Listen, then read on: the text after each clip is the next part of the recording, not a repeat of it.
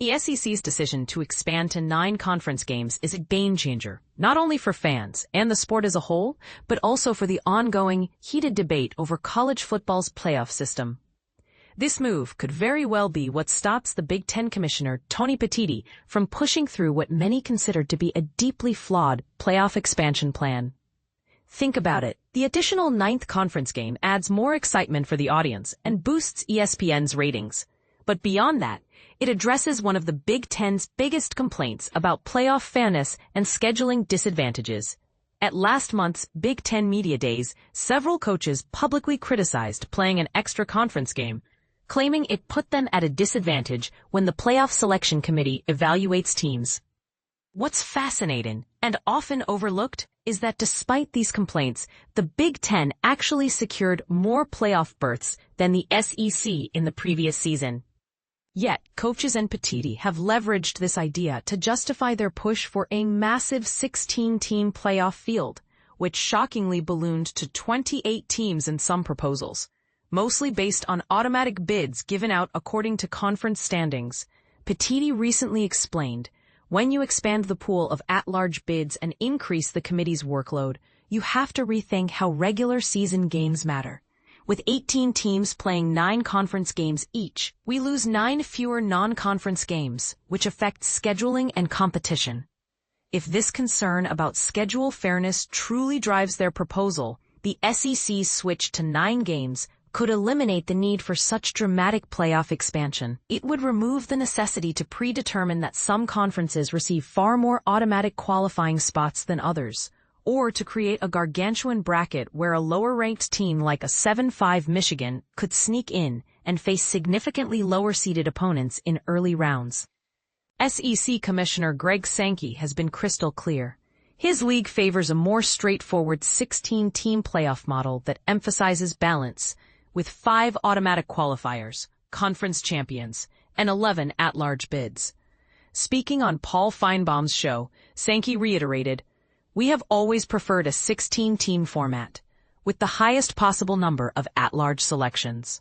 It's no accident that the SEC resolved a decade-long debate over 8 versus 9 conference games, just one day after the college football playoff announced changes to how strength of schedule is measured. Not only will SEC teams now play 9 conference games, but they're also mandating a 10th Power 4 conference opponent for non-conference play. The playoff committee explained these changes by saying, "The current strength of schedule metric has been refined to place more emphasis on games against strong opponents. Additionally, we've introduced a new record strength metric, enabling us to evaluate a team's performance relative to their schedule beyond just who they faced." Sankey noted this adjustment as one of the key reasons the 9-game schedule was a winning choice. Now, the pressure shifts back to the Big Ten, with a December 1st deadline looming for playoff format decisions for 2026. Petitti and the Big Ten coaches have essentially received the very concession they sought from the SEC. If proposals like a 28-team playoff or bizarre automatic bid allocations survive past that deadline, it will be clear that the issue was never about fairness or schedule strength. Instead, it boils down to attempts at creating more TV content for revenue. On the topic of schedule strength, some Big Ten teams might need to rethink their own strategies. Indiana's coach, Curt Cignetti, recently mocked his team's choice to stop scheduling Power 4 non-conference opponents, saying, "We figured we'd just adopt the SEC's scheduling philosophy." This statement hasn't aged well at all, especially with the SEC pushing every team to a minimum of 10 Power 4 games next season. Meanwhile, Indiana will face much weaker opponents like Colorado State, Howard, and Western Kentucky. At those same Big Ten Media Days, Penn State's James Franklin bluntly called the 9-game conference schedule maybe the worst decision the Big Ten has ever made.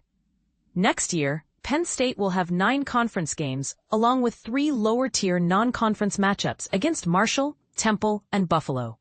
Compare that to Alabama, which will play 9 SEC rivals plus powerhouse non-conference opponents West Virginia and Florida State.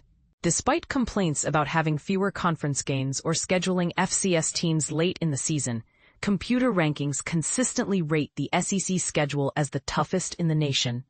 With an additional Power 4 opponent, this gap will only widen further. Whether the playoff selection committee will reward the SEC teams accordingly remains uncertain. But the fact that the SEC is willing to accept the risk of playing a tougher slate and still backs a playoff system that retains significant committee discretion speaks volumes. It leaves the Big Ten and Petiti with little to no justification for pushing a radically expanded playoff format. And here's the part most people miss. Is the Big Ten truly worried about fair competition and schedule difficulty? Or is this just a power play for more television exposure and revenue? What do you think? Should playoff spots be earned purely on on-field performance and toughness of schedule? Or is a bigger playoff field the inevitable future? We'd love to hear your take in the comments.